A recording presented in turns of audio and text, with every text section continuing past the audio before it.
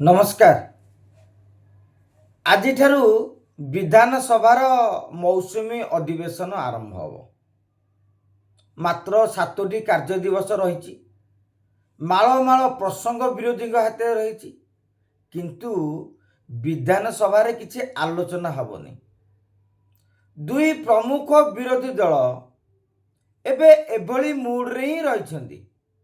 विशेषकर बिजु जनता दल गृह चलाई देव नहीं बोली निष्पत्ति नहीं। अर्थात गृह कार्य आरंभ होगा मात्रे बिजु जनता दल कौनसी ना कौनसी एक प्रसंग रे सरकार को टार्गेट करिवो, गृह मध्य भागे हट्टगोल करिवो, नाराबाजी हब, पोडियम कंपेई दब। तेणु एभली भावरे जेतेबेले प्रमुख विरोधी दल चिंता कर सारी तेणु गृह कार्य चलियो बोली आशा करा जाई परिबोनी। आपण जानिथिबे आज जेतेबेले मौसुमी अधिवेशन आरंभ हब नुआपड़ार दिवंगत विधायक राजेंद्र ढोलकिया आज हूँ एकादश। तेणु आज तांकर शोक प्रस्ताव आगत पर अनुमान करा जाउची गृह को मुलतवी रखा किंतु कथा होची समस्ते स्कोरिंग करिया को चाहूछंती। Biju Janata Dal चाहूची mileage नवापाई, Congress चाहूची mileage नवापाई। कांग्रेस अनास्था प्रस्ताव आनी उभय बिजु जनता दल और भारतीय जनता पार्टी को अड़ुआरे पकाई देवाकू योजना करिछि। काहींकि दुई दल अड़ुआरे पड़िबे? प्रथम हेब जे सरकार तो 15 मासर अनास्था आलोचना काल अଯଥା 2 दिन आलोचना है सरकार ऊपर बर्षिबे।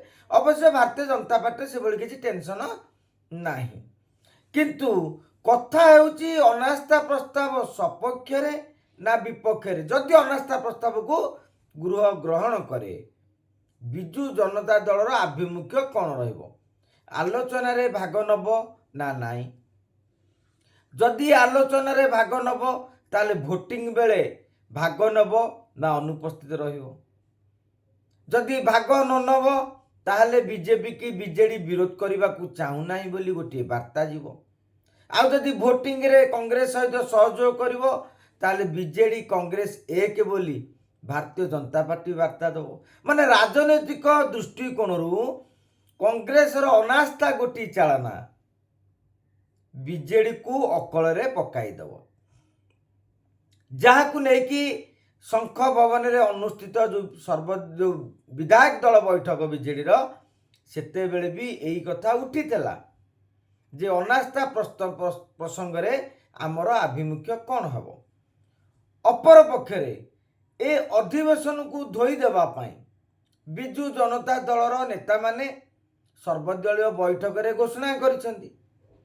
प्रताप देव कहिथिले जे आमे 6 दिन धरी विधानसभा चलाई देवानी। सेपटे गणेश्वर बेहरा या को विरोध करथिले, किंतु प्रमिला मल्लिक कहले या दलर निष्पत्ति। विधानसभा को अचल करिबा दलर निष्पत्ति हेई सारिछि। तेणु जेतले विधानसभा अचल हब मौसुमी अधिवेशन संपूर्ण भाव में धोई जीव, आलोचना हेब नहीं। तेणु ए 6-7 दिन धरी ए विधानसभा चलिबार माने कौन रहिबो ए विषय रे मध्य चिंता करिबा दरकार ना। विधानसभा नेता माने जिबे केवल टीवी रे बाइट देबा। तेणु जेतेबेले आमे पूर्वरु शुणु केतेबेले बंद कराए आपण गोटे प्रसंग उठाइबे मनकर बाचस्पति किंबा सरकार ताकू ग्रहण कलेनी ताहले जाई कि प्रतिवाद हो से जो धारणा हो गृह मध्य भागे हट्टगोल हो। किंतु पूर्वरु जो मानसिक स्तर रे राजनैतिक दल गुड़िक प्रस्तुत रहिबे जे विधानसभा आमे चलई दबुनी, या को कौन कह जीवो? जदि आपण दाबी की सरकार ग्रहण करेंगे, जदि आलोचना पाई सरकार आह्वान करेंगे, ताले विधानसभा बंद कहीं करा जीवो?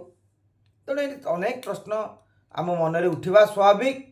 तेबे देखा जाऊ आ किछ समय पर ଯେତେବେଳେ ବିଧାନସଭା ଅଧିବେଶନ ଆରମ୍ଭ ହେବ ସେତେବେଳେ ଆମେ ଜାଣିବା ବିଜୁ ଜନତା ଦଳ ବିଜେପି କଂଗ୍ରେସର ଆଭିମୁଖ୍ୟ କ'ଣ। ଆଜି ତ ପ୍ରାୟତଃ ଆଭିମୁଖ୍ୟ ସ୍ପଷ୍ଟ ଭାବରେ ଜଣାପଡ଼ିବ ନାହିଁ, ଯେହେତୁ ଶୋକ ପ୍ରସ୍ତାବ ପରେ ମୁଲତବୀ ହେବାର ସମ୍ଭାବନା ରହିଛି। ଆମେ ଦେଖିବା ଆସନ୍ତାକାଲିଠାରୁ କିଏ କେଉଁ ପ୍ରସଙ୍ଗରେ କେତେ ଥର ବିଧାନସଭାକୁ ବନ୍ଦ କରିପାରୁଛନ୍ତି। ବିଜେଡି ଆଗରେ ରହୁଛି ନା କଂଗ୍ରେସ ଆଗରେ ରହୁଛି। ବିଧାନସଭାକୁ ଅଚଳ କରିବାରେ କିଏ ହେବେ ଏକ ନମ୍ବର, ଏହା ଦେଖିବାକୁ ବାକି ରହିଲା। ନମସ୍କାର।